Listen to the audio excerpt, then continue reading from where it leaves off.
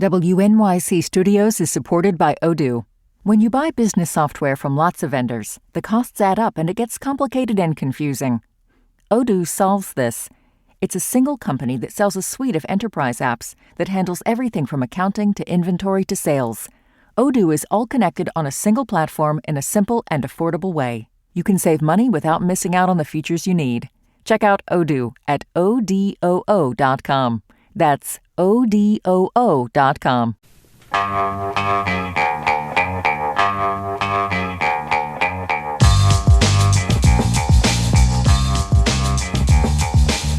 Brian Lehrer on WNYC. So as we approach the IRS tax deadline next week from today, we're going to talk about something that I'm sure a lot of you have come across: tax scams. You know, those texts and emails claiming to be from the IRS telling you that you have to urgently submit your information or pay some fees or something, or else you will be subject to penalties. Well, according to the FBI's Internet Crime Complaint Center, government impersonation scams led to $400 million in losses in 2024, the last year they have figures for, and a lot of that was through tax scams.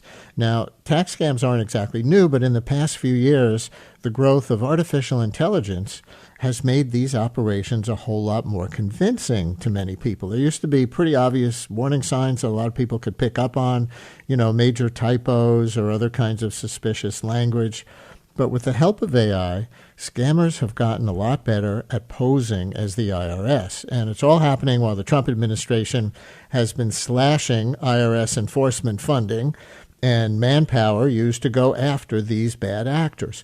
So in the chaos of this tax filing season, it's easy to fall for these traps. So as part of our ongoing cybersecurity series here on the Brian Lehrer Show, we're going to try to help out a little bit now. With us to give us all some tips and tricks to avoid getting scammed this tax season is Kelly Phillips Erb, a tax attorney, senior writer at Forbes, and author of the blog Taxgirl. Hey, Kelly, welcome to WNYC. Hi, thanks for having me. I'll start here. There are a few pretty big tax changes that are in place this year because of Trump's so-called One Big Beautiful Bill from last year. Can you tell us about some of these changes, specifically in terms of how they're creating new opportunities for scammers? Oh, sure thing. I think the one that I've heard the most feedback on to date is tied to the no tax on Social Security.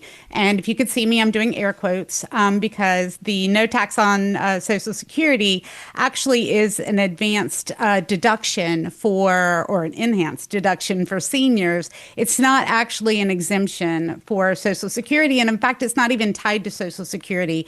It's completely age-based, age 65. So if you are over 65 but not getting Social Security benefits, you'd still qualify. And if you're under 65 and you do get Social Security benefits, you wouldn't qualify for this extra deduction. But because it's confusing, scammers are kind of seizing on this to say that folks need to get sort of pre-authorized or to make sure they're eligible ahead of time to file. And they're kind of feeding into this fear that a lot of people have about making a mistake on their tax return, right? So they want to make sure they're absolutely getting all the deductions they're entitled to, but they also want to make sure that they don't do something that's going to somehow subject them to an audit. So scammers are posing as professionals that will, help you get pre-approved for your senior deduction or your no tax on Social Security, when in fact that doesn't exist at all. There's no pre-eligibility for any of the provisions under the One Big Beautiful Bill Act or any other tax provision. You don't have to get pre-approved to claim a deduction. So any of those kinds of pre-approvals, eligibility enhancements that you're seeing, also related to no tax on tips, no tax on overtime, all of those are bogus. And it's just an effort to either get your money or your personal information, or in some cases, both. Really good tip to start out with there. And listeners, we need your help reporting this story to help your fellow listeners. Have you ever fallen for a tax scam? And if so, what made it so convincing? Maybe you've gotten some texts or calls purporting to be from the IRS and thought, wait a second, this doesn't seem quite right. What tipped you off with respect to those? Maybe you've used a tax preparer only to realize, uh-oh, this person is not legit. Or maybe you're one of the people whose tax status has changed because of the Big Beautiful Bill Act, quote unquote, and you feel like you need guidance to adjust for those changes, in particular, like the one we were just hearing about. Where are you getting that guidance? Have you been targeted by scammers offering to provide it? Tell us your tax scam stories and tips of your own. 212-433 WNYC, 212-433-9692. For our guest, Kelly Phillips Erb, tax attorney, senior writer at Forbes, and author of the blog Taxgirl. Call or text 212-433-9692. We'll note that every year the IRS releases a list that it calls its Dirty Dozen, a list of common scams and abusive tax schemes targeted to taxpayers and businesses. So Kelly will run through a few of these with you. Tell me about phishing and smishing, as the IRS calls it. Right. So phishing, I'm sure everybody's seen. That's when you get a message where someone is trying to get you to take immediate action so that you owe more taxes. You have to confirm the information that's in an email to get a refund. And smishing is basically the same thing. Phishing is an email, smishing is a text. And they often are set up to make it look like it's come directly from the IRS or some other tax authority. We're also seeing it purportedly come from tax professionals. So somebody that maybe you've worked with in the past, or their name sounds just a little familiar, and they're saying to you, you know, your return is ready for review, even though you haven't worked with them this year. And what they want you to do usually is to click on a link. We're seeing more and more QR codes as well. And what those links and QR codes are doing is they're redirecting you to a website that often looks like the IRS website, but it could be it usually is a fake website that's been created so that when you start putting in your information to verify your identity, purportedly with the IRS, so you're putting in your Social Security information, maybe your direct deposit information, your name, your address, all of those kinds of personal information that you would normally provide to the IRS, it's being captured on these fake websites. And so the best way to protect yourself is, don't click on those emails that look suspicious. Don't open attachments from messages that you don't know about. And understand that the IRS does not reach out to you via text, via email, via social media. They will not call you unsolicited to ask you any information. They will also not demand payment over the phone. One of the key things to understand about scammers is that they work because they pressure you into making bad decisions. So you always want to take like a step back. Even if you think it might be legitimate, take a step back and think, how can I kind of put some distance between me and this message? And one of the best ways to do that is, let's assume you actually do owe money to the IRS, or you are expecting information about your tax refund. Don't click on those links or the attachment or the QR code. Instead, go directly to the source. IRS.gov is the official government website. And it's actually, if you haven't been on the site lately, I highly encourage you to go. It's come a long way from the old IRS website of yore. So when you stop by now, you can actually register for your own IRS online account directly on IRS.gov. And again, just kind of a little scam tip. Don't pay anyone to help you set this up. There's no charge for it. You go directly to IRS.gov. It's free. You can sign up and you can see all of your tax information in the IRS portal. So if they've sent you a notice, if you're checking on the status of a refund, did they receive your return? A lot of that information will be online at IRS.gov. So if you get those emails, delete them. If you see the text, delete them. Don't be pressured into clicking those links. Debbie in Totowa, you're on WNYC. Hi, Debbie. Hi, Brian. How are you? Thanks so much for having me. Sure. What you got? So my mom is, she's a good 74, but she's elderly. And unfortunately was, thank God, because of me, almost a victim of one of those scams, because she's one of those, really by the book, like loves and appreciates this country. She's, contrary to, the current administration. And she's an immigrant, and she didn't know, and she's older. And I just think it's horrific how these people target like the elderly because they're like not like well versed and stuff like that. And it's actually kind of comical. Whenever they've called me, I guess they must have taken me off the do not call list because I was like, what's your name? I'm going to report you to the FBI. Give me your name. And they just kind of hang up on me.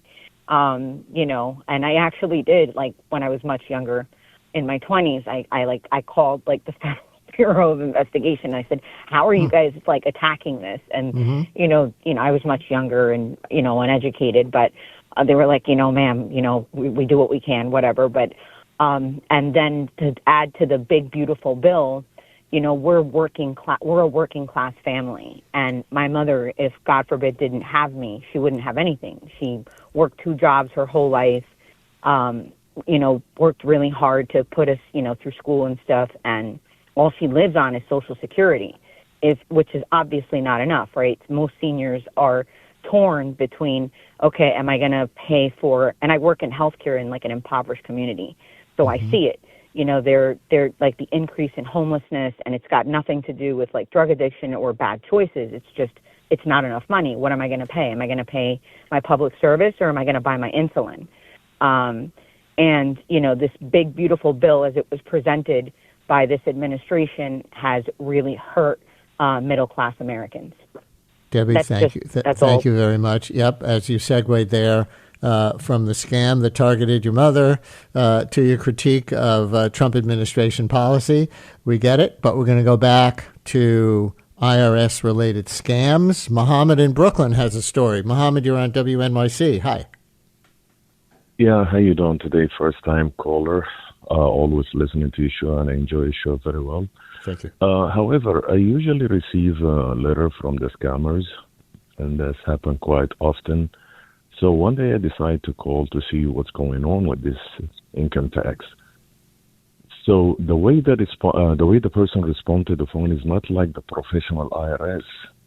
And I was like, take me through the breakdown of this income tax. When did I miss payments, or did I file my income tax wrong? And that's out of sudden just hang up the phone. So I realized they just generate these special letters, and they rely on the ignorance of the other person not understanding how the income So this tax was works. a letter you got in the mail, the regular Postal Service mail, saying you owe back tax? Yes.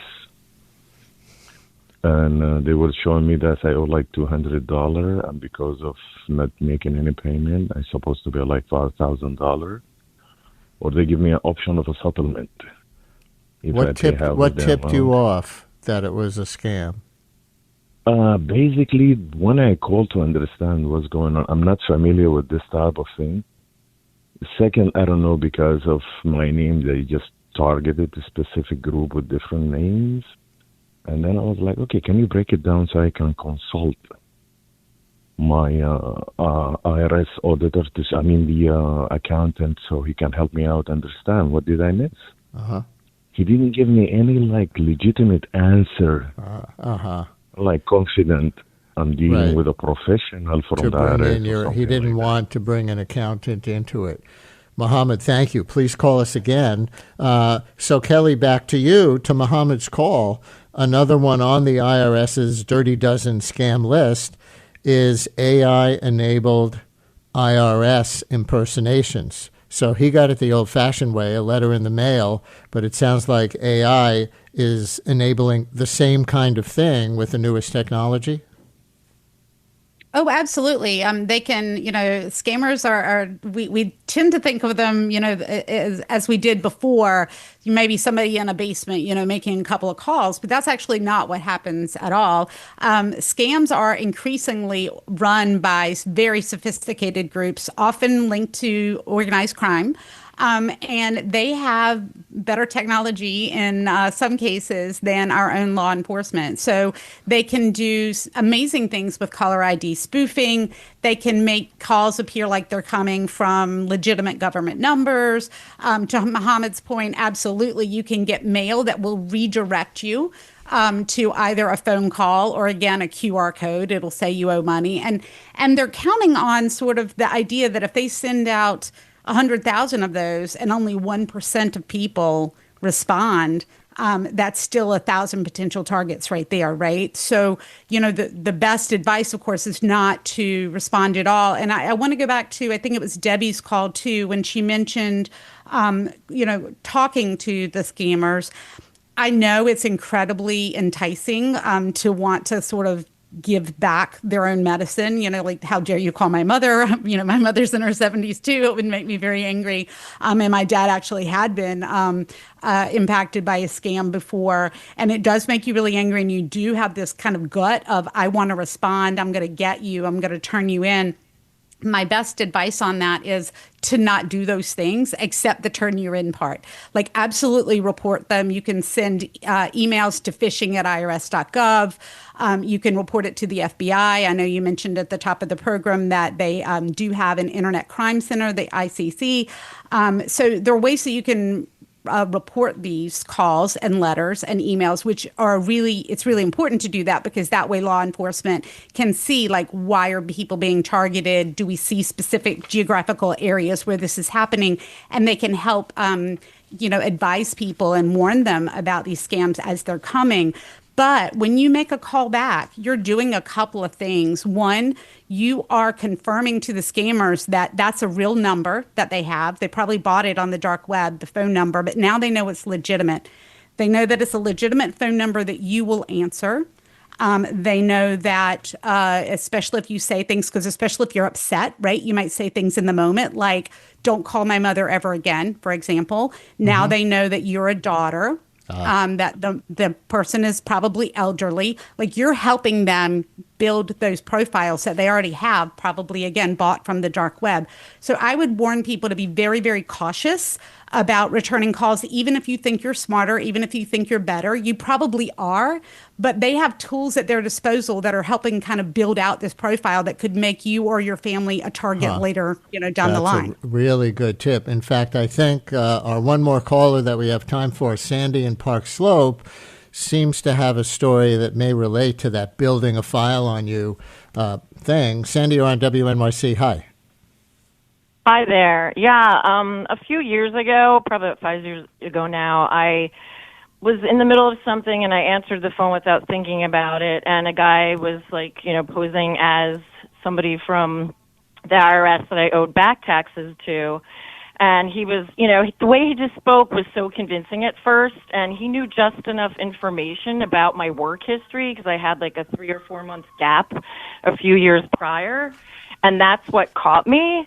And then, I was like arguing with him, like, no, I pay my taxes, and then, about like 5-10 minutes into arguing, I realized, oh, he's a scammer. But he even got like a supervisor on the phone, and then I realized, like, oh, you're supposed to send certified mail, and then I woke up to what was happening. But he just had enough information that I fell for it.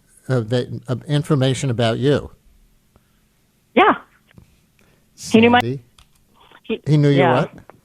He knew your what? He knew my name. He knew my phone number.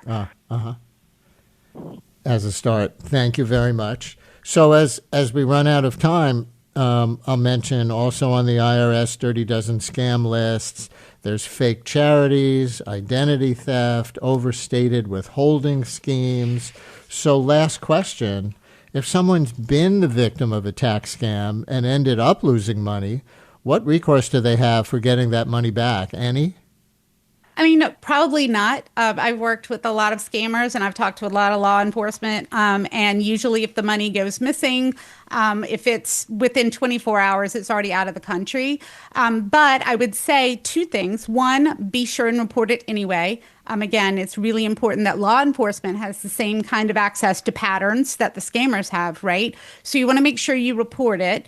And if there is a chance that you could get the money back, that's going to be your best way to report it really quickly. Don't let time go by, because that 24-hour window is super important. And then secondly, one thing that some folks might not recognize is that when you are a victim of a scam, especially older people who are often talked into removing lots of money from retirement accounts, you're also creating a tax problem because those are taxable withdrawals. Same thing if you sell something to pay a scammer.